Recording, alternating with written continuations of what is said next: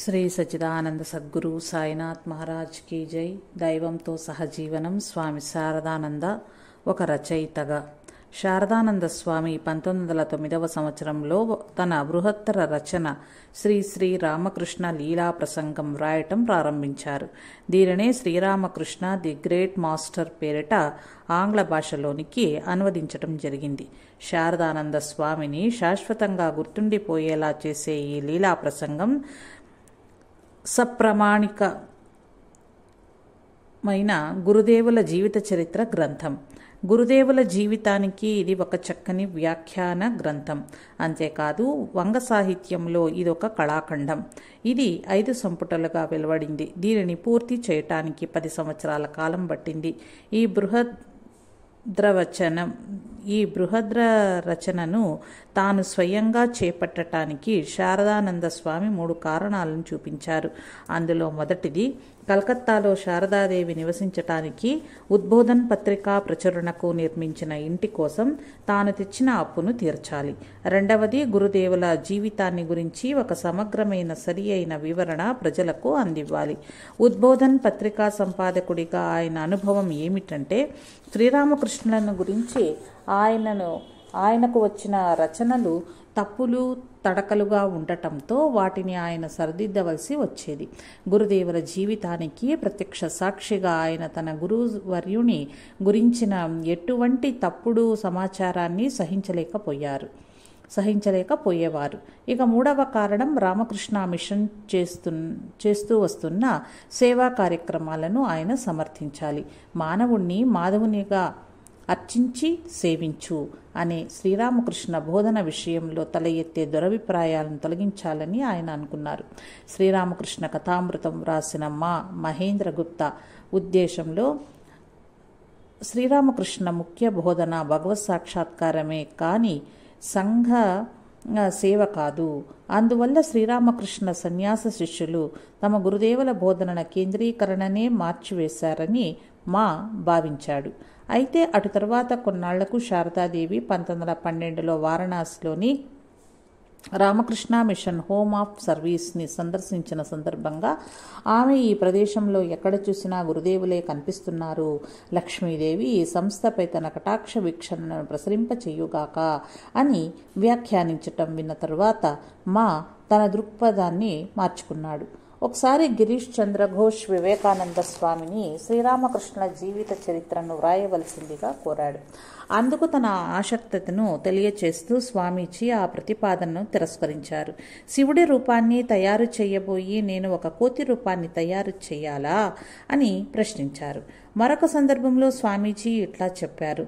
శరత్ వ్రాస్తాడు, శ్రీరామకృష్ణ దివ్య చరిత్రను, ఆయన చేసిన సాధనలను, ఆయన సందేశాన్ని గురించి వ్రాయమని. అటు తర్వాత గిరీష్ చంద్రుడు శారదానంద స్వామిని అడిగాడు. ఈ లేని పక్షాన భవిష్యత్తులో అంతగా దక్షత లేని వాళ్ళు శ్రీరామకృష్ణ జీవిత చరిత్ర వ్రాయటానికి సాహసించి తెలిసి తెలియని తమ వ్రాతలతో ఆయన జీవితాన్ని సంకుచితంగానూ తప్పుగాను వక్రీకరించి వ్రాసే ప్రమాదం ఉంది. అలా జరిగిన నాడు ఒక ప్రత్యేకమైన తెగ రూపుదిద్దుకొని రామకృష్ణ అవతారపు అసలు ముఖ్య ఉద్దేశమే దెబ్బతినిపోవచ్చు. ఇట్లాంటి ప్రమాదానికి ఎంతైనా ఆస్కారం ఉంది. గిరీషుడు శ్రీరామకృష్ణులకు తన సర్వ ముక్తారునామానిచ్చాడన్న సంగతి అందరికీ బాగా తెలుసు. గిరీష్ యొక్క పూర్తి బాధ్యతను శ్రీరామకృష్ణులు తన మీద వేసుకున్నారు. కొంతమంది జనం ఈ సంఘటనను అనుకరిస్తూ తమను తాము ఆత్మవంచన చేసుకోవటం మొదలుపెట్టారు. ఆత్మ సమర్పణ యొక్క ప్రాముఖ్యం ఏమిటో సరిగ్గా అర్థం కాకపోవటమే ఈ అనర్థానికంతటికీ కారణం. ఇది దృష్టిలో ఉంచుకునే శారదానంద స్వామి తాను రచించిన శ్రీరామకృష్ణ లీలా ప్రసంగంలో గురువుగా శ్రీరామకృష్ణులు అనే విషయాన్ని వివరిస్తూ 3-4 భాగాలను ముందు రచించారు. అటు తర్వాత మిగిలిన 1, 2, 5 భాగాలను పూర్తి చేశారు.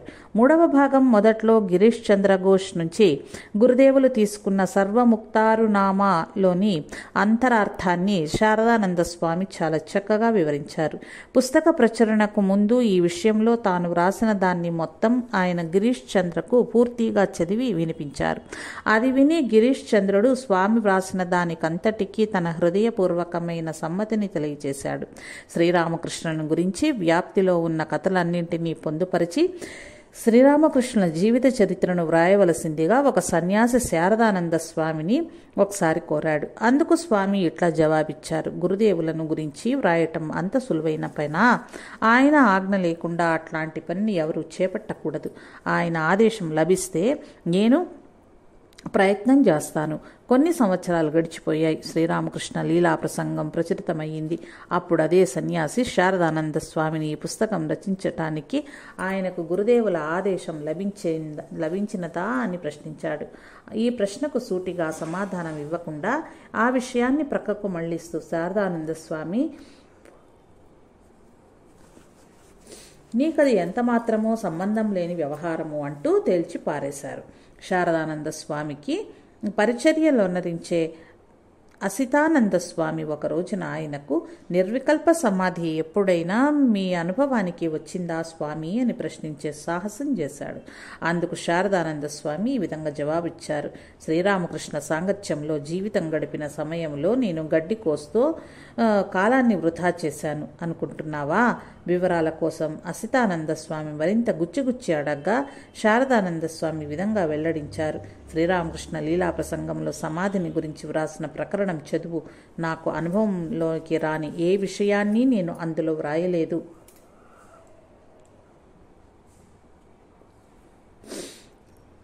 క్రిస్టఫర్ ఇషర్వుడ్ తాను ఆంగ్లంలో వ్రాసిన శ్రీరామకృష్ణులు ఆయన శిష్యులు అనే పుస్తకంలో ఈ విధంగా వ్రాశాడు: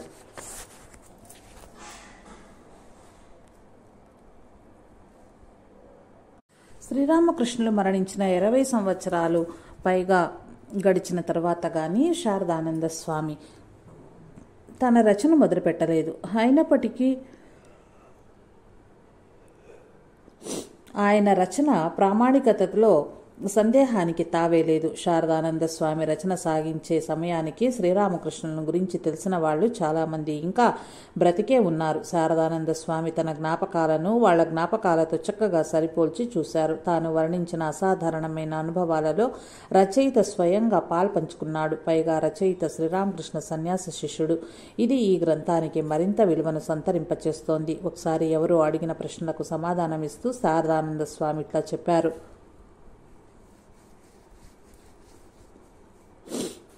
నా ఆధ్యాత్మిక అనుభవాలకు అతీతంగా ఈ పుస్తకంలో నేను ఏ విషయాన్ని పేర్కొని ఉండలేదు. ఎంతో జాగ్రత్తగా చెప్పిన ఈ సమాధానం ఎవరికైనా కానీ ఈ పుస్తకంలో రచయిత గొప్పలు చెప్పుకున్నాడని అనుమానం వస్తే ఆ అనుమానాన్ని పూర్తిగా నివృత్తి చేస్తుంది. శారదానంద స్వామి వంటి వ్యక్తి ఇటువంటి ప్రకటన చేశారు అంటే అది అక్షరాల నిజమే అయి ఉంటుంది. శారదామాత యొక్క అనుమతిని, ఆశీస్సులను అందుకున్న తర్వాతనే శారదానంద స్వామి లీలా ప్రసంగం రచనకు పూనుకున్నారు. ఈ పుస్తకంలో శారదాదేవిని గురించిన సమాచారాన్ని అంతటినీ ఆయన అమ్మ నుంచే సూటిగా సేకరించారు. అమ్మ కలకత్తాలో ఉన్నప్పుడు శారదానంద స్వామి ఈ గ్రంథం వ్రాతప్రతిని వ్రాసినట్లుగా ఆమెకు చదివి వినిపించేవారు. తర్వాత దానిని ఉద్బోధన పత్రికలో ప్రచురిస్తూ ఉండేవారు. శారదాదేవి జయారాం బాటిలో ఉన్నప్పుడు మరొకరెవరైనా అక్కడకు వెళ్ళి స్వామి వ్రాసిన వ్రాతప్రతిని ఆమెకు చదివి వినిపించేవారు. ఈ పుస్తకం గురించి శారదాదేవి ఈ విధంగా వ్యాఖ్యానించింది: శరత్ వ్రాసిన పుస్తకంలో ప్రతి విషయము క్రమబద్ధంగా ఉంది. శారదాదేవికి శిష్యుడైన ఒక పండితుడు ఒకసారి శారదామాతతో, అమ్మ, శరత్ మహారాజ్ ఎంతటి అద్భుతమైన గ్రంథం రచించాడు అన్నాడు. శారదామాత జవాబిస్తూ, అవును, శరత్ వ్రాసిన పుస్తకాన్ని అర్థం చేసుకోవాలి అంటే మంచి జ్ఞానము బుద్ధి అవసరము అంటూ ప్రశంసించారు. శారదానంద స్వామి 1925వ సంవత్సరంలో పూరిలో జగన్నాథ రథోత్సవం సందర్భంగా మాట్లాడుతూ తాను ఎంతటి ప్రతికూల పరిస్థితులలో ఉద్బోధనలో కూర్చుని ఈ లీలా ప్రసంగం రాశారో ఈ విధంగా వివరించారు: దివ్యజనని శారదాదేవి రాధుతో కలిసి మేడ మీద ఉంటోంది. నా చుట్టూ భక్తులు గుమిగూడి ఉండేవాళ్లు. దానికి తోడు నేను మఠానికి సంబంధించిన జమా ఖర్చులు సరిచూడవలసి వచ్చింది. ఇంటి కోసం చేసిన అప్పు నా నెత్తి మీద ఉంది. మెట్ల క్రిందనే ఉన్న ఒక చిన్న గదిలో కూర్చుని నేను లీలా ప్రసంగాన్ని వ్రాసుకుంటూ ఉండేవాణ్ణి. నేను నా వ్రాత పనిలో నిమగ్నమై ఉన్నప్పుడు నాతో మాట్లాడటానికి ఎవరూ సాహసించేవాళ్లు కాదు. ఎందుకంటే ఎక్కువసేపు సంభాషించటానికి నాకు ఎక్కడా వీలు చిక్కేది కాదు. ఎవరైనా ఏదైనా విషయం అడిగితే నేను తర్వాత కానీ అంటూ ఆ సంభాషణను సంక్షిప్తంగా త్రుంచి వేసేవాణ్ణి. అది చూసే అక్కడికి వచ్చేవాళ్లు నేను అహంభావినని అనుకునేవాళ్లు.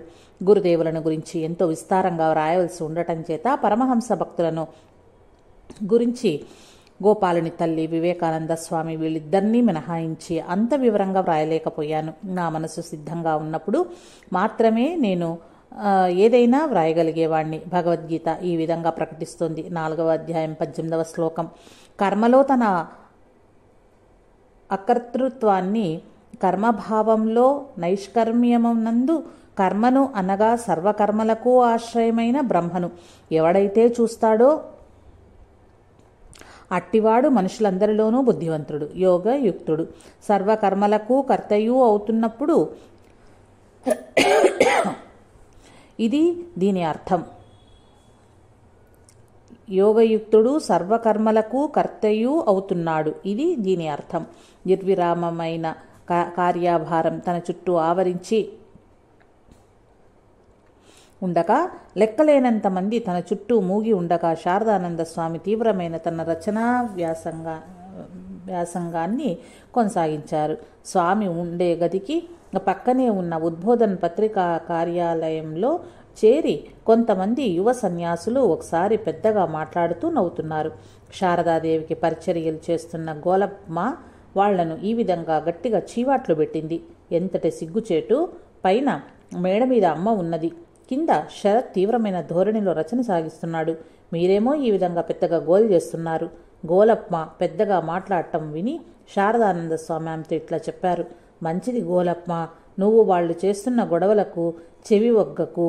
వయస్సులో ఉన్న కుర్రకారు అట్లాగే ప్రవర్తిస్తారు. వాళ్లకు ఇంత దగ్గరగా ఉన్నప్పటికీ వాళ్ళు ఏం మాట్లాడుకుంటున్నారో నేనసలు వినటమే లేదు. నేను నా చెవులకు ఇట్లా చెప్పాను, అక్కర్లేని విషయాలు ఏవీ వినవద్దు. అందుచేత నా చెవులు వాళ్ల మాటలను వినటం లేదు. శారదానంద స్వామికి తన ఇంద్రియాల మీద అటువంటి సంపూర్ణమైన నియంత్రణ ఉండేది. ఇందుకు తోడు ఆయనది ఎంతో క్రమశిక్షణతో కూడిన జీవితం. తన దైనందిక కార్యక్రమాలను ఆయన తూచా సక్రమంగా అమలు చేసేవారు. ఉదయమే స్నానం చేసిన తర్వాత ఆయన పూజామందిరంలోనికి ప్రవేశించేవారు. గురుదేవులకు ప్రణమిల్లేవారు. అటు తర్వాత శారదాదేవికి నమస్కరించేవారు. ఉదయం 7 గంటలకు ఆయన మెట్లు దిగి కిందకు వచ్చేవారు. తన గదిలో కూర్చుని పుస్తకం రాయటం మొదలుపెట్టేవారు. కూర్చున్న చోటు నుంచి కదలకుండా అట్లా గంటల తరబడి వ్రాసుకుంటూ ఉండేవారు. కాళ్ళు చేతులు చాచుకోవడానికి కూడా ఆయనకు సమయం దొరికేది కాదు. దీని ఫలితంగా అటు తర్వాత కాలంలో ఆయన కాళ్లల్లో రక్త ప్రసరణ బాగా దెబ్బతినింది. కొన్నిసార్లు ఆయన కాళ్ళు వణికిపోయేవి. వ్రాస్తున్నప్పుడు మధ్య మధ్యలో ఆయన టీ త్రాగటం, హుక్కా పీల్చటం చేస్తుండేవారు. మధ్యాహ్నం 1:30కు ఆయన భోజనం చేసేవారు. తర్వాత 1:30 సేపు విశ్రాంతి తీసుకునేవారు. పిదప మళ్లీ వ్రాయటం మొదలుపెట్టి సాయంత్రం వరకు రచన సాగించేవారు. తర్వాత ఆయన భక్తులను కలుసుకునేవారు. ఒక్కొక్కసారి ఆయన బేలూరు మఠానికి వెళ్లి అక్కడ కొన్ని రోజులు గడిపి వచ్చేవారు. ఒక ముఖ్యమైన సంఘటన గురించి నిఖిలానంద స్వామి ఈ విధంగా జ్ఞాపకం తెచ్చుకున్నారు. మేము వారణాసికి ప్రయాణమయ్యి వెళ్ళటానికి ముందు 1925వ సంవత్సరంలో శుద్ధానంద స్వామి నా ఎదురుగా శారదానంద స్వామిని ఆయన వ్రాస్తున్న లీలా ప్రసంగంలో శ్రీరామకృష్ణుల అవసాన దశను వర్ణించే కాశీపూర్ అధ్యాయాన్ని పూర్తి చేయమని అడిగారు. దానికి జవాబుగా శారదానంద స్వామి ఆ విషయాన్ని గురించి తన వద్ద కొంత సమాచారం ఉంది, కానీ వ్రాయటానికి తమ వంట్లో ఆరోగ్యం అంతగా బాగాలేదని చెప్పారు. అందు మీదట శుద్ధానంద స్వామి ఆయనతో మీరు చెబుతుంటే నిఖిలానంద స్వామి వ్రాసి పెడతారు అన్నారు. ఏం చెయ్యాలో ఆలోచించి చూస్తానని శారదానంద స్వామి అన్నారు. ఆయన తనతో పాటుగా ఆ కాశీపూర్ సమాచారం రాసిన పుస్తకాన్ని వారణాసి తీసుకొచ్చారని నేను అనుకుంటున్నాను. వారణాసిలో శారదానంద స్వామికి ఆరోగ్యం అంతగా సరిగ్గా లేకపోవటంతో ఈ విషయంలో ఏమీ జరగలేదు. అక్కడి నుంచి మేము పూరికి వెళ్ళిపోతుండగా శుద్ధానంద స్వామి శారదానంద స్వామికి కాశీపూర్ అధ్యాయాన్ని ఆయన ముఖతా చెబితే నేను వ్రాసి పెడతానని మరలా సూచించారు. అప్పుడు శారదానంద స్వామి ఈ క్రింది విధంగా ఒక ముఖ్యమైన వ్యాఖ్యానం చేశారు. దివ్యజనని శారదాదేవి జీవించి ఉన్నంత వరకు నాకు అపారమైన అంతఃశక్తి లభించినట్లుగా అనిపించింది. ఆ ఉత్సవంలో నేను లీలా ప్రసంగం రాయటం మొదలుపెట్టాను. ఆమె మరణించింది. దానితో నాలోని శక్తులన్నీ ఉడిగిపోయేటట్లు అయింది. తర్వాత బ్రహ్మానంద స్వామిని చూసి నేను మళ్ళీ శక్తి పుంజుకున్నాను. ఆయన కూడా పోవటంతో నా మెదడుకి పక్షవాతం వచ్చినట్లయింది. నేను ఇంకా ఈ గ్రంథాన్ని పూర్తి చేయలేను అంతే. తర్వాత ఆయన ఇంకా ఈ విధంగా చెప్పారు. నేను లీలా ప్రసంగాన్ని రాయటం మొదలుపెట్టినప్పుడు గురుదేవులను అర్థం చేసుకున్నాను అని భావించి పుస్తకం రాయడం ప్రారంభించాను. కానీ గురుదేవుల జీవితం చాలా లోతైనదని ఇప్పుడు నేను స్పష్టంగా తెలుసుకున్నాను. నేను కేవలం చెట్టు చివరి కొమ్మల మీద అటూ ఇటూ తిరుగాడుతున్నాను. కానీ దీని మూలం భూమి లోపల చాలా లోతుగా ఉన్నది. మహేంద్రనాథ్ గుప్తా కానీ శారదానంద స్వామి కానీ ఇద్దరిలోనూ ఎవరు శ్రీరామకృష్ణ చివరి రోజులను తమ గ్రంథాలలో పొందుపరచలేదు. బహుశా అది అంతా శ్రీరామకృష్ణ సంకల్పమే కావచ్చు. ఒక శిష్యుడు 1925వ సంవత్సరంలో శారదానంద స్వామిని గురుదేవుల జీవిత చరిత్ర పూర్తి చేయమని అభ్యర్థించగా శారదానంద స్వామి ఎంతో వినయంగా ఇట్లా జవాబిచ్చారు. బహుశా అది ఎన్నటికీ పూర్తి కాకపోవచ్చు. ఈ మధ్య నాలో ఏ విధమైన ప్రేరణ కలగటం లేదు. గురుదేవులు నా చేత ఏమి వ్రాయించాలని అనుకున్నారో అది వ్రాయించారు. ఇప్పుడు నేను లీలా ప్రసంగం చదువుతూ ఉంటే ఇందులోని విషయాలన్నీ నేనే వ్రాసానా అని నాకు ఆశ్చర్యం కలుగుతోంది. నాకింకా ఏమీ చెయ్యాలని అనిపించటం లేదు. గురుదేవులే అంతా నిర్వహిస్తున్నట్లుగా అనిపిస్తోంది. దైవంతో సహజీవనం. ఆదర్శ కర్మయోగి. నిజమైన కర్మయోగికి భయం ఉండదు. ఇతరులు ఏమి విమర్శించినా అతడు పట్టించుకోడు. భగవంతుని కోసం అతడు పనిచేస్తుంటాడు.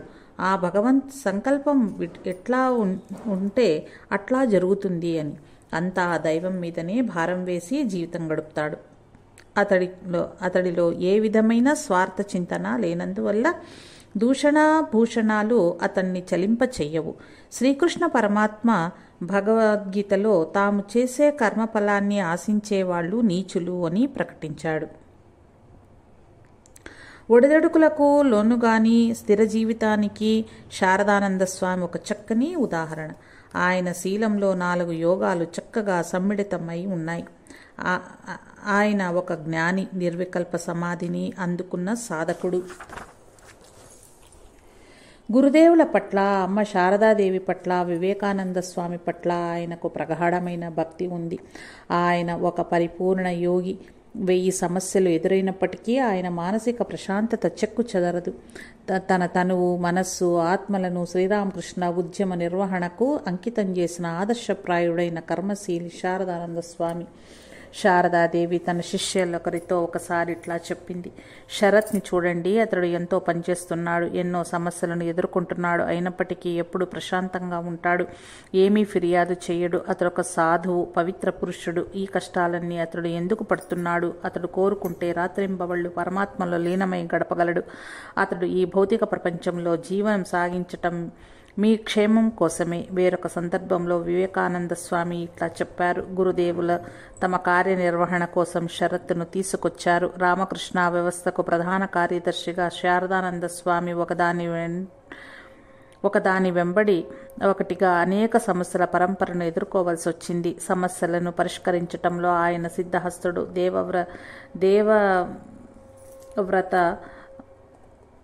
దేవవ్రత బసు, సచీంద్రనాథ్ సేన్ అనే 2 యువ విప్లవకారులు బ్రిటిష్ వారి నుంచి భారతదేశాన్ని విముక్తం చేయటానికి ప్రయత్నించారు. మాణిక్తాలా బాంబు కుట్ర కేసులో వాళ్ళిద్దరూ 1909వ సంవత్సరంలో శిక్షకు పాత్రులయ్యారు. కానీ అటు తర్వాత వాళ్ళు నిర్దోషులని రుజువు కావటంతో న్యాయస్థానం వాళ్ళని విడిచిపెట్టింది. అప్పుడు వాళ్ళిద్దరూ రామకృష్ణ వ్యవస్థలో చేరారు. శారదాదేవి నుంచి మంత్రదీక్షను స్వీకరించారు. సన్యాసం తీసుకుని ప్రజ్ఞానంద స్వామి, చిన్మయానంద స్వామి అయ్యారు. వీళ్లే కాకుండా ఆత్మ ప్రకాశానంద స్వామి, సత్యానంద స్వామి అనే మరి 2 స్వాములు కూడా విప్లవకారులే. ఇట్లాంటి విప్లవకవాదుల్ని మఠంలో చేర్చుకోవటం బ్రిటిషు ప్రభుత్వం, పోలీసు వారి యొక్క ఆగ్రహాన్ని, అనుమానాన్ని కొని తెచ్చుకోవటమే అవుతుంది. అలాగని ఈనాడు నిజాయితీగా ఆధ్యాత్మిక మార్గంలో ప్రయాణించాలని అనుకునే వాళ్లను కేవలం వాళ్ల గత ప్రవర్తన కారణంగా మఠంలో చేర్చుకోకుండా తిరస్కరించటం అంటే ఇది కేవలం పిరికితనమే కాగలదు. శారదానంద స్వామిపై నలుగురిని మఠంలో నేర్చుకున్నారు. శారదానంద స్వామిపై నలుగురిని మఠంలో చేర్చుకున్నారు. పోలీసులను, ప్రభుత్వాన్ని ధైర్యంగా ఎదుర్కొన్నారు. రామకృష్ణ వ్యవస్థ ఏనాడు రాజకీయాల జోలికి పోలేదు. అయినప్పటికీ గతంలో విప్లవవాదులైన వాళ్ళు మఠంలో చేరటంతో మఠం పైన పోలీసుల నిఘా మొదలైంది. ఆత్మ ప్రకాశానంద స్వామి 1912 సంవత్సరంలో ఉద్బోధన కార్యాలయంలో చేరిన సంగతి తెలుసుకున్న పోలీసులు శారదానంద స్వామి, ఆత్మ ప్రకాశానంద స్వాములు ఇరువురిని ప్రశ్నించే నిమిత్తం పోలీస్ స్టేషన్కు పిలిపించారు. అక్కడ ఉన్న పోలీస్ అధికారి శారదానంద స్వామిని కనీసం కూర్చోమని అయినా అనలేదు. ఆయనతో మర్యాదగా మాట్లాడలేదు. కానీ శారదానంద స్వామి మాత్రం ఎంతో శాంతంగా తమ మఠంలో చేరిన యువకులంతా కలిసి వారి తన గత రాజకీయ జీవితాలకు స్వస్తి చెప్పారని ఆ పోలీస్ అధికారికి హామీ ఇచ్చారు. మఠానికి తిరిగి వస్తున్నప్పుడు ఆత్మ ప్రకాశానంద స్వామి ఎంతో బాధపడుతూ శారదానంద స్వామితో ఇట్లా అన్నారు: స్వామి, జరిగిన దానికి నేనెంతో విచారిస్తున్నాను. నా కోసమని మీరు మీ స్థాయికి ఎంత మాత్రము తగనటువంటి అవమానాన్ని సహించవలసి వచ్చింది. అది విని శారదానంద స్వామి ఇట్లా జవాబిచ్చారు: నన్ను ఎవళ్ళు అనుమానించగలరు? నా మనస్సు అమర్యాదను అంగీకరించదు. అట్లాంటప్పుడు నేను ఇంకా అవమానానికి లోనయ్యేదేముంది? నేను నా కోసమని ఏమైనా మిగుల్చుకున్నానా? లేదు. నా తనువు, మనస్సు, ఆత్మ అన్నీ గురుదేవుల పాదాల చెంత అర్పించాను. ఆ తావున మంచి చెడ్డలకు, మాన అవమానాలకు, ఎటువంటి ద్వంద్వాలకు చోటు లేదు. నువ్వేమీ దిగులు పడకు. నా గురించి నువ్వు బాధపడవలసిన పని లేదు. సమస్యలు ఇంతటితో తీరిపోలేదు. దేశభక్తి ప్రపూరితాలైన వివేకానంద స్వామి ఉపన్యాసాల వల్ల, వ్రాతల వల్ల చాలామంది విప్లవకారులు ఆ రోజుల్లో బాగా ఉత్తేజం పొందారు. ఆ విప్లవకారులను ప్రభుత్వం అరెస్టు చేసి ఆ అదుపులోకి తీసుకున్నప్పుడు వాళ్ళ ఇళ్లల్లో వివేకానంద స్వామి సాహిత్యం పోలీసులకు లభ్యమయ్యేది. దానితో రామకృష్ణ మిషన్ ప్రచురణల విషయంలో బ్రిటిష్ ప్రభుత్వం బాగా ఆందోళన చెందింది. అప్పటి బెంగాల్ గవర్నర్ అయిన లార్డ్ కార్మికేల్ ఢాకా నగరంలో 1916వ సంవత్సరం డిసెంబర్ 11వ తేదీన ఇచ్చిన తన దర్బారు ప్రసంగంలో రామకృష్ణ మిషన్ గురించి కొన్ని హానికరమైన, దురుద్దేశపూరితమైన వ్యాఖ్యలు చేశాడు. మిషన్ కార్యక్రమాల మీద ఆ విమర్శలు వినాశకరమైన ప్రభావాన్ని కలిగించాయి. సాధారణ ప్రజలలో మిషన్కి ఏదైనా సహాయం అందించాలి అంటే భయం పుట్టుకు వచ్చేది. రామకృష్ణ మిషన్కు ఏ విధంగా సహాయం చేసినా బ్రిటిష్ ప్రభుత్వం దానిని ఒక నేరంగా పరిగణించి తమను హింసించవచ్చు లేదా ఇబ్బందులకు గురిచేయవచ్చునని ప్రజలు భయపడ్డారు. అంతేకాదు, కావాలనుకుంటే రామకృష్ణ మిషన్ చేసే ప్రజాహిత కార్యక్రమాలను నిషేధించే సంపూర్ణమైన అధికారం బ్రిటిష్ ప్రభుత్వం చేతుల్లో ఉంది. ఈ గడ్డు పరిస్థితులలో శారదానంద స్వామి ఎంతో ప్రశాంతంగాను, నిదానంగాను, ధైర్యంగాను ప్రవర్తించి రామకృష్ణ మిషన్ను సరియైన త్రోవలో సమర్థవంతంగా నడిపించారు. రామకృష్ణ మిషన్ పట్ల ప్రభుత్వంలో ఏర్పడిన అనుమానాలను నివృత్తి చేయటం కోసం శారదానంద స్వామి లార్డ్ కార్మికేల్కి 1917 జనవరి 23న 12 అంశాలతో కూడిన ఒక మహాజరును సమర్పించారు. ఈ మహాజరును అందుకున్న మీదట శారదానంద స్వామిని కలుసుకోవటానికి గవర్నరు, కార్యదర్శి గౌర్లే, పోలీసు ప్రధానాధికారి డెన్హాములు ఇద్దరు 1917 మార్చి 2న బేలూరు మఠానికి వచ్చారు. గవర్నర్ను మార్చి 10న గవర్నరు గారి బంగ్లాలో కలుసుకోవలసిందిగా శారదానంద స్వామికి ఆహ్వానం వచ్చింది. బంగ్లాలో గవర్నరు కార్మికేల్తో స్వామి 1 గంట సేపు సంభాషించారు. ఇదివరలో తాము చేసిన ప్రకటనలను మార్చి 26న బెంగాల్ గవర్నర్ ఉపసంహరించుకున్నాడు. బ్రిటిష్ ప్రభుత్వం హయాంలో ఇట్లా జరగటం చాలా అరుదైన సంఘటన. గవర్నరు శారదానంద స్వామికి వ్రాసిన లేఖలో ఈ విధంగా ఉంది: ప్రియమైన ఆర్య, మీరు నా వద్దకు వచ్చి నన్ను కలుసుకున్నందుకు, రామకృష్ణ మిషన్ను ఆవిర్భావం గురించి, దాని లక్ష్యాల గురించి, ఆదర్శాల గురించి నాకు వివరించటంలో శ్రమపడినందులకు మీకు నా ధన్యవాదాలు. కొద్ది కాలం క్రిందట మీ మిషన్ అధికారులు నాకు అందజేసిన స్మారక సంచికను నేను ఎంతో ఆసక్తితో చదివాను. క్రిందటి సంవత్సరం డిసెంబర్ నెలలో దర్బారు సందర్భంగా నేను రామకృష్ణ మిషన్ గురించి వాడిన మాటలు మీ మిషన్ చేస్తున్న ఆధ్యాత్మిక, సాంఘిక, విద్యా సంబంధమైన కృషికి ఏదో ఒక రకంగా నీకు విఘాతం కలిగించాయని తెలుసుకుని చాలా విచారిస్తున్నాను. రామకృష్ణ మిషన్ కానీ దాని సభ్యులం కానీ నిందించటం నా ఉద్దేశం కాదని మీరు గ్రహించారనుకుంటాను. మిషన్ చేపట్టిన కార్యక్రమాల్లో రాజకీయాలకు ఎంత మాత్రమూ తావు లేదని నాకు తెలుసు. ప్రజలకు మీ మిషన్ చేస్తున్న సాంఘిక సేవ కార్యక్రమాల గురించి నేను వింటున్నదంతా చాలా మంచిగానే ఉంది. ప్రజలకు నేను తెలియజెప్పాలని అనుకున్న విషయం ఏమిటంటే, రామకృష్ణ మిషన్ వంటి సంస్థలు చేపట్టిన ప్రజాహిత కార్యక్రమాలను విప్లవ సంస్థలకు చెందిన కొందరు ఉద్దేశపూర్వకంగా తమ దుష్ట ప్రణాళికలను, పన్నాగాలకు ఒక ముసుగులాగా దుర్వినియోగం చేస్తున్నారు. మిషన్ను ఏ ఆదర్శాల చేత ప్రేరితమై నిర్వహించబడుతుందో ఆ మహత్తర ఆదర్శాల చేత ఆకర్షితులైన యువకులను ఈ విప్లవకారులు తమ వైపు ఆకర్షించుకోవటానికి మిషన్ను చేపట్టిన కార్యక్రమాలను అనుసరిస్తున్నారు. ఈ ప్రకారంగా చేయటంలో ఆ విప్లవవాదులు ఉద్దేశాలు ఏమిటంటే, మిషన్కి గల ఈ మహత్తర ఆదర్శాలను తమకు తాను అనువుగా మలుచుకోవటము, రామకృష్ణ మిషన్కు గల పేరు ప్రఖ్యాతులను ధర్మవిరుద్ధంగా తాము ఉపయోగించుకోవడమును. రామకృష్ణ మిషన్ అసలు ఉద్దేశాల పట్ల నాకు పూర్తిగా సానుభూతి ఉంది. మిషన్ పేరును ఈ విధంగా దుర్వినియోగం చేయటం అడ్డుకోవాలని నేను అనుకుంటున్నాను. నేను ఉపయోగించిన మాటలు రామకృష్ణ మిషన్ పేరును ధర్మవిరుద్ధంగా ప్రవర్తించే వాళ్ళు చట్టానికి వ్యతిరేకంగా వాడుకోకుండా సహకరిస్తాయని నమ్ముతున్నాను. ఎంతో నిజాయితీగా మీ కార్మిఖేల్ సంతకం. ఈ ఉత్తరం వార్తాపత్రికల్లో ప్రకటించబడినప్పుడు రామకృష్ణ వ్యవస్థ పట్ల ప్రజల్లో ఏర్పడిన సంశయ మేఘం చల్లా చెదరైపోయింది. భయం తొలగిపోయింది. మిషన్ మీద గల పోలీస్ నిఘా కూడా ఎత్తివేశారు. బెంగాల్కు కొత్త గవర్నర్గా వచ్చిన లార్డ్ రొనాల్డెష్ 1919వ సంవత్సరంలో బేలూరు మఠానికి వచ్చాడు. శారదానంద స్వామి గవర్నర్ను సాదరంగా ఆహ్వానించారు. పూజా మందిరంలోకి అతని తీసుకువెళ్లే ముందు శారదానంద స్వామి ఎంతో వినయం ఉట్టిపడుతుండగా గవర్నరు కాలి బూట్లను తానే స్వయంగా విప్పారు. గవర్నరు స్వామికి ఎంతగానో కృతజ్ఞతలు తెలియజేశారు.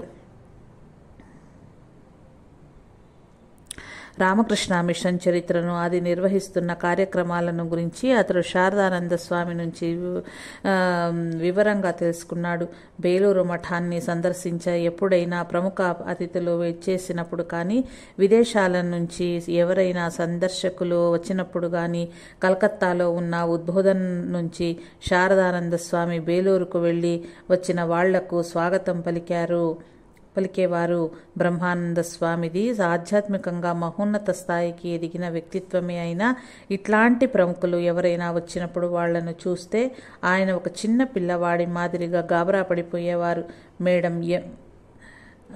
మేడం ఎమ్మా కాల్వే అనే ప్రఖ్యాత ఫ్రాన్సు దేశ నృత్య సంగీత గాయకురాలు, వివేకానంద స్వామి భక్తురాలు. ఈమె 1911వ సంవత్సరంలో బేలూరు మఠాన్ని దర్శించింది. శారదానంద స్వామి కాల్వేను సాదరంగా ఆహ్వానించారు. ఆమెను బ్రహ్మానంద స్వామికి పరిచయం చేశారు. కాల్వేకు ఇంగ్లీషు భాష రాదు కనుక ఆమె తన వెంట ఒక అనువాదకుడిని కూడా తెచ్చుకుంది. శారదానంద స్వామిని ముందుగా కాల్వేను స్వామీజీ స్మృతి మందిరానికి తీసుకెళ్లారు. వివేకానంద స్వామి శరీరం ఎక్కడ దహింపబడిందో సరిగ్గా అదే చోట ఈ స్మృతి మందిరం నిర్మింపబడింది. అక్కడ వివేకానంద స్వామి విగ్రహం ముందు కూర్చుని కాల్వే కొంతసేపు ధ్యానం చేసి ప్రార్థనలు నర్చింది. తర్వాత శారదానంద స్వామి ఆమెను గురుదేవుల మందిరానికి తీసుకువెళ్లారు. అక్కడ ఆమె శ్రీరామకృష్ణ విగ్రహం ముందు మోకరిల్లి ప్రార్థించింది. ఆమె శారదానంద స్వామిని ఇట్లా కోరింది: స్వామీజీ, చాలాసార్లు ఒక చక్కని శ్లోకాన్ని పఠిస్తుండేవారు. ఆ శ్లోకం మమ్మల్ని చీకటి నుంచి వెలుతురుకు నడిపించు అనే వాక్యంతో మొదలవుతుంది. మీకు ఆ శ్లోకం పూర్తిగా వచ్చి ఉంటే దయచేసి వినిపించగలరా? దానిని వినాలని నాకు ఎంతో కుతూహలంగా ఉంది. వెంటనే శారదానంద స్వామి తన శ్రావ్యమైన కంఠస్వరంతో రాగయుక్తంగా ఆ మంత్రాన్ని పఠించాడు. అసతోమా సద్గమయ తమసోమా జ్యోతిర్గమయ మృత్యోన్మా అమృతంగమయ అవిర్మా ఏది. మమ్మల్ని ఆ స్థితి నుంచి మమ్మల్ని అసత్తు నుంచి సత్తుకి, చీకటి నుంచి వెలుతురికి, మృత్యువు నుంచి అమృతత్వానికి నడిపించు. మేము నడిచే దారి అంతటా వెలుగుని ప్రసరించు. ఆమె పూజా మందిరం నుంచి బయటకు వెళ్ళబోతుండగా స్వామీజీ శిష్యుడైన శరశ్చంద్ర చక్రవర్తి శ్రీరామకృష్ణకు అర్పణగా ఒక పాట పాడవలసిందిగా కాల్వేను అర్థించాడు. ఎంతో సంతోషంగా కాల్వే ఒక ఫ్రెంచ్ గీతాన్ని ఆలపించింది. అద్భుతమైన ఆమె కంఠస్వరం పరిసర వాతావరణాన్ని అంతటిని ఒక విధమైన మాధుర్యంతో, ఆనందంతో నింపివేసింది. ఆమె వెళ్ళిపోయిన తర్వాత శారదానంద స్వామి ఇట్లా వ్యాఖ్యానించారు. స్వామీజీ ప్రభావం ఎట్లాంటిదో గమనించండి. భోగభాగ్యాలతో సుఖాలతో తులుతూగుతున్నప్పటికీ ఈమె స్వామీజీని మరువలేకపోయింది. కుమారి లారా గ్లెన్ తర్వాత కాలంలో సోదరి దేవమాత పేరుగల స్వామీజీ అమెరికన్ శిష్యురాలు శారదానంద స్వామి అమెరికాలో ఉన్నప్పుడు ఆయనను చూసి ఉండలేదు. కానీ భారతదేశానికి వచ్చినప్పుడు ఉద్బోధన గృహంలో ఆమె శారదానంద స్వామిని దర్శించింది. ఆమె తన జ్ఞాపకాల్లో శారదానంద స్వామిని గురించి ఈ విధంగా వ్రాసింది. శారదానంద స్వామి పశ్చిమ దేశాలలో ఏ చోటికి వెళ్ళినా ఆయన పట్ల ఎనలేని ప్రేమ వ్యక్తమయ్యేది. ఆయనలో మహోన్నతమైన సౌమ్యగుణం, అనుగ్రహశీలత, మర్యాద, మన్ననలు నెలకొని ఉన్నాయి. ఈ లక్షణాలన్నీ ఎదుటి వాళ్ల హృదయాన్ని సూటిగా తాకుతాయి. ఆయనది అత్యుత్కృష్టమైన జన్మ, మర్యాద, మన్నన సంస్కారపరంగానే కాకుండా ఆత్మపరంగా కూడా ఆయనది అత్యున్నతమైన జన్మ. మాననీయమైన సంబంధాల వల్ల కాక దైవికమైన సంబంధాలు పెంపొందించటం వలన ఈ వికాసం సాధ్యమైంది. ఉద్బోధన్ పత్రికా కార్యాలయం నుంచి వెళ్లే హాలు ప్రక్కనే ఉన్న ఒక చిన్న గదిలో ఆయన నివసించేవారు. ఆ గదిలో ఒక మూల పెద్ద కిటికీ ఉండేది. తెరిచి ఉంచిన ఆ కిటికీ ప్రక్కనే ఆయన ఒక చిన్న వ్రాతబల్ల ముందు కాళ్ళు ముడుచుకొని మఠం వేసి కూర్చునేవారు. ఉద్బోధన్ పత్రిక కోసం తాను రచిస్తున్న పుస్తకం కోసం సేవ చేసే రచనలు, అధికారికమైన ఉత్తరాలు, స్నేహితులకు వ్రాసే ఉత్తరాలు వ్రాస్తూ ఆయన గంటల తరబడి అట్లాగే కూర్చునేవారు. ఉత్తర ప్రత్యుత్తరాలు జరపటంలో శారదానంద స్వామి చాలా ఉదారంగా వ్యవహరించేవారు. తనకు వచ్చిన ప్రతి ఉత్తరానికి ఆయన తప్పకుండా సమాధానం రాసేవారు. ఆయన వ్రాసుకుంటూ ఉన్న సమయంలో ఎవరైనా ఆగంతకులు వస్తే స్వామి తాను వ్రాస్తున్న కలాన్ని లేక పెన్సిల్ను క్రిందబెట్టి వాళ్లతో సంభాషించేవారు. వాళ్ళు అట్లా వెళ్ళగానే మళ్లీ కలం చేత పట్టుకునేవారు. సాయంత్రపు వేళ మసక చీకట్లు కమ్ముకోగానే పని వాళ్ళు లాంతర్లు వెలిగించి తెచ్చేవారు. స్వామి తన ముందున్న వ్రాత బల్లను ప్రక్కకు జరిపి పెన్ను, పెన్సిల్ ప్రక్కనే పెట్టుకునేవారు. కానీ ఆయన మనస్సులోని ఆలోచనలు మాత్రం ఇంకా అట్లాగే కొనసాగుతూ ఉండేవి. శారదానంద స్వామి జీవితపు చరమదశలో కొన్ని సంవత్సరాలు నేను ఆయన్ను చూడటం కుదరలేదు. అయితే ఆయన నుంచి నాకు వచ్చే ఉత్తరాలు, రామకృష్ణ వ్యవస్థకు చెందిన ఇతర స్వాముల నుంచి నాకు వచ్చే ఉత్తరాలు, వీటి ద్వారా ఆయనతో నా పరిచయం అవిచ్ఛిన్నంగా కొనసాగుతూ వచ్చింది. వాటి ద్వారా ఆయన రాను బాహ్య ప్రపంచం నుంచి ఆంతరిక ప్రపంచంలోకి ప్రవేశిస్తున్నట్లుగా నాకు అర్థమైంది. రోజులు గడుస్తున్న కొద్దీ ఐహికమైన విధులకు అతి తక్కువ సమయాన్ని కేటాయిస్తూ దైవికమైన సంసర్గం కోసం ఆయన ఎక్కువ సమయాన్ని వినియోగించేవారు. చివరకు వచ్చేసరికి ఆయన నిరంతరాయమైన ధ్యాన స్థితిలో అవిచ్ఛిన్నంగా కాలం గడిపేవారు. ఆ స్థితిలోనే ఆయన తనువును చాలించారు. గురుదేవుల కార్యక్రమాలని ఆయన కంటే ఎక్కువ ఉత్సాహంతోనూ దృఢతరంగానూ నిర్వహించిన వాళ్ళు శ్రీరామకృష్ణ శిష్యుల్లో మరెవ్వరూ లేరు. కార్యనిర్వహణ విషయంలో తన మనస్సులో తల ఎత్తిన ఒక సంఘర్షణను పవిత్రానంద స్వామి ఒకసారి శారదానంద స్వామితో విధంగా చెప్పారు. స్వామి, నేను పనిచేస్తూనే ఉన్నాను, కానీ నేను గురుదేవుల కోసం పనిచేస్తున్నాను అని మనస్సులో అనుకోలేకపోతున్నాను. అది విని ప్రశాంతంగా శారదానంద స్వామి ఆయనను ఇట్లా ప్రశ్నించారు. నువ్వు చేస్తున్న పని నీది కాదు అని నువ్వు భావిస్తున్నావా? లేదా? అందుకు పవిత్రతానంద స్వామి, అవును, అది నా పని కాదని నేను భావిస్తున్నాను. మీ ఆజ్ఞలనే నేను పాటిస్తున్నాను. మీరు ఏమి చెయ్యమని ఆదేశిస్తే నేను అదే చేస్తున్నాను అని జవాబిచ్చాడు. అప్పుడు శారదానంద స్వామి, అది చాలు, నువ్వు గురుదేవుల కోసం పనిచేస్తున్నట్లే అన్నారు. నిఖిలానంద స్వామి తన జ్ఞాపకాలను కొన్నింటిని క్రింది విధంగా గుర్తుకు తెచ్చుకున్నారు. స్వభావరీత్యా నేను మంచి ఉత్సాహవంతుణ్ణి, పని చేయటంలో చాలా చురుకుగా ఉండేవాణ్ణి.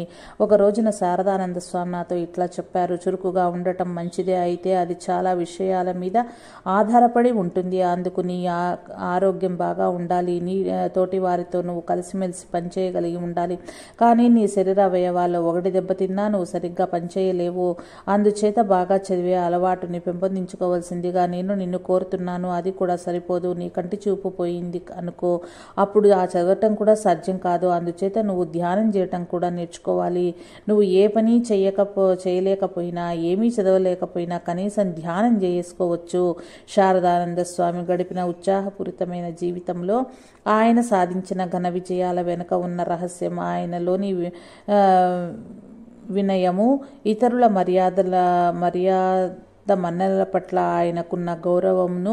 ఉమానంద స్వామి తాను బృందావనం నుంచి బయలుదేరి శారదానంద స్వామి చూడటానికి కలకత్తాకు వస్తున్నట్లుగా 1918వ సంవత్సరంలో ఒక ఉత్తరం రాశారు. అయితే ఆ ఉత్తరాన్ని శారదానంద స్వామి చించి చదవకుండా ఎక్కడో పెట్టి మర్చిపోయారు. తర్వాత ఉమానంద స్వామి కలకత్తాకు రాగానే ఆ యువ సన్యాసి ముందుగా తనకు వ్రాయకుండా, తన అనుమతి తీసుకోకుండా బృందావన మఠాన్ని వదిలి వచ్చినందుకు శారదానంద స్వామి అతన్ని చీవాట్లు పెట్టారు. తాను వచ్చే ముందు ఉత్తరం రాశానని ఉమానంద స్వామి ఎంత మొరపెట్టుకున్నా శారదానంద స్వామి అతన్ని నమ్మలేదు. ఆ తర్వాత శారదానంద స్వామికి ఆ ఉత్తరం కనిపించింది. దాంతో ఆయన కళ్ళనీళ్ల పర్యంతం అయి తన ప్రవర్తనకు తీవ్రంగా నొచ్చుకున్నారు. మఠాధ్యక్షులైన బ్రహ్మానంద స్వామిని కలుసుకుని తనను రామకృష్ణ వ్యవస్థ కార్యదర్శి పదవి నుండి తొలగించమని శారదానంద స్వామి కోరారు. జరిగిన విషయమంతా బ్రహ్మానంద స్వామికి వివరించి శారదానంద స్వామి ఈ విధంగా వాపోయారు: అతడు చెప్పినది సరి అయినది. నేను అతన్ని నిష్కారణంగా నిందించాను. నేను అతన్ని ఇక్కడకు పిలిపించి క్షమాపణ వేడుకోవాలి. అంత దూరం వెళ్ళవలసిన అవసరం లేదని బ్రహ్మానంద స్వామి శారదానంద స్వామికి నచ్చజెప్పారు. అయితే శారదానంద స్వామి తాను ఆ యువ సన్యాసికి చేసిన తప్పిదానికి క్షమార్పణ చెప్పుకుని అతడి క్షమాపణలు లభ్యమయ్యేంత వరకు శాంతించలేదు. మానవ స్వభావాన్ని గురించి శారదానంద స్వామికి చాలా బాగా తెలుసు. చంచల స్వభావం కలిగిన సన్యాసులు ఇతర కేంద్రాల వారు పనికిరాని వాళ్లుగా భావించి పంపించి వేసిన సన్యాసులు శారదాదేవి నీడలోనో లేక శారదానంద స్వామి నీడలోనో ఉద్బోధన గృహంలో రక్షణ పొందేవాళ్ళు. ఇట్లాంటి సన్యాసులను దారిలోనికి తెచ్చి సక్రమంగా పనిచేయించడానికి శారదానంద స్వామి ముఖ్యంగా 3 పద్ధతులు అనుసరించేవారు. ఆయన వాళ్లకు స్వేచ్ఛనిచ్చేవారు, వాళ్లలో నమ్మకం ఉంచేవారు. చివరగా ఆయన తన ప్రేమను, అనురాగాన్ని వాళ్ల మీద వర్షింపజేసేవారు. శారదానంద స్వామి అజాత శత్రువు. ఒకానొక మఠాధ్యక్షుడికి తన క్రింద పనిచేసే సన్యాసులతో 1919 సంవత్సరంలో కొన్ని సమస్యలు తలెత్తాయి. అప్పుడు శారదానంద స్వామి ఆ మఠాధ్యక్షుడికి ఈ విధంగా వ్రాశారు: ప్రతి ఆత్మ శాశ్వతంగా ముక్తమైనదే. అందుచేత ప్రతి వాడు తన జీవితంలో ప్రతి విషయంలోనూ స్వేచ్ఛగా సంచరించాలి అనుకుంటాడు. నిజమైన నాయకుడు ఎప్పుడూ ఎదుటివారి స్వేచ్ఛను నిరోధించడు. దానికి బదులుగా ప్రతి వాడు తన కార్యనిర్వహణలో సైతం సక్రమంగా స్వాతంత్ర్యాన్ని ఎట్లా ఆనందించవచ్చునో ఆ నాయకుడు వారికి తెలియజేస్తాడు. మరొక జాబులో శారదానంద స్వామి ఇట్లా వ్రాశారు: మఠంలో ఘర్షణలు తలెత్తటానికి కారణాలు కోపం, ద్వేషం, ఇతరులు చేసే తప్పుల పట్ల అసహనం, వాక్కుకి మనస్సుకి మధ్య సమన్వయ లోపం, అసత్యం, కాపట్యాలతో పనిచేయటం. అన్నింటికీ మించి తన క్రింద పనిచేసే సన్యాసుల మీద నిస్వార్థ ప్రేమతో అదుపు సాధించాలని అనుకోకుండా యుక్తి ద్వారాను రాజకీయాల ద్వారాను అదుపు చేయాలని అనుకోవటం. ఒక భక్తుడికి శారదానంద స్వామి ఒకసారి ఈ విధంగా సలహా ఇచ్చారు: నువ్వు పని చేయాలి అనుకుంటే భగవంతుడి మీద ఆధారపడు, నీ కాళ్ల మీద నువ్వు నిలబడు, ఇతరులెవ్వరి మీద, చివరకు నా మీద కూడా ఆధారపడకు. నీ పనిలో నీకు సాయం చేయటానికి ఎవరూ ముందుకి రాకపోతే నీ శరీర పరిత్యాగానికైనా సిద్ధపడి నువ్వు ఒక్కడివే పనిచేయాలని నిర్ణయించుకో. ఆ విధమైన ధైర్యం, బలం భగవంతుడి మీదనే ఆధారపడటం ఉన్నప్పుడు మాత్రమే నువ్వు పనిచేయటానికి అర్హుడవుతావు. శారదానంద స్వామి ప్రేమపూర్వక హృదయాన్ని వివరించే కథలకు అంతే లేదు. కరువు కాటకాలు, వరదలు, అంటువ్యాధులు, భూకంపాలు వంటి ప్రకృతి వైపరీత్యాలు సంభవించినప్పుడెల్లా శారదానంద స్వామి ఆధ్వర్యంలో రామకృష్ణ మిషన్ ముందుకు వచ్చి సత్వర సహాయ పునరావాస కార్యక్రమాలు ప్రారంభించింది. ఈ సహాయక కార్యక్రమాలకు స్వయంగా ఆయన హాజరు కాలేకపోయినా బాధితుల పట్ల దయతో ఆయన హృదయం ద్రవించిపోయేది. బాధితుల కష్టాలను సత్వరమే తొలగించవలసిందిగా ఆయన గురుదేవులను హృదయపూర్వకంగా ప్రార్థించేవారు. అన్ని విషయాలను ఆయన సవివరంగా శారదామాతకు తెలియజేసేవారు. తాను సాక్షాత్తు జగన్మాతగా భావిస్తున్న శారదామాతకు ఆ విషయాలు తెలియబరచి బాధితుల కష్టాలను ఉపశమింపచేయమని, వారిని ఆశీర్వదించమని శారదానంద స్వామి అమ్మను అర్థించేవారు. బయటకు చూడటానికి శారదానంద స్వామి ఎంతో గంభీరంగాను కఠినంగాను కనిపించేవారు. కానీ లోపల ఆయన హృదయం ఎంతో మృదువుగా కరుణతో నిండి ఉండేది.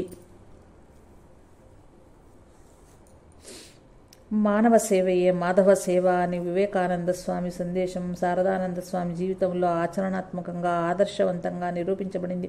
ఆయన ఒక తల్లి మాదిరిగా రామకృష్ణ వ్యవస్థను సాకారు. మాతృశ్రీ శారదాదేవి కానీ శ్రీరామకృష్ణ ప్రధాన శిష్యుల్లో ఎవరైనా కానీ జబ్బు పడితే వాళ్ళు చికిత్స విషయం అంతా స్వామియే దగ్గర ఉండి స్వయంగా పర్యవేక్షించేవారు. ఒకసారి బేలూరు మఠంలో ఉండగా బ్రహ్మానంద స్వామికి వ్రణం లేచి బాధపడ్డారు. ఆ వ్రణాన్ని తొలగించడానికి చిన్నపాటి శస్త్రచికిత్స అవసరమైంది. అందుకోసం శారదానంద స్వామి డాక్టర్ కంజీలాల్ను, శారదాదేవి శిష్యుడు, మంచి భక్తుడు వెంటబెట్టుకుని కలకత్తా నుంచి ఒకనాడు పడవలో బేలూరు మఠానికి బయలుదేరారు.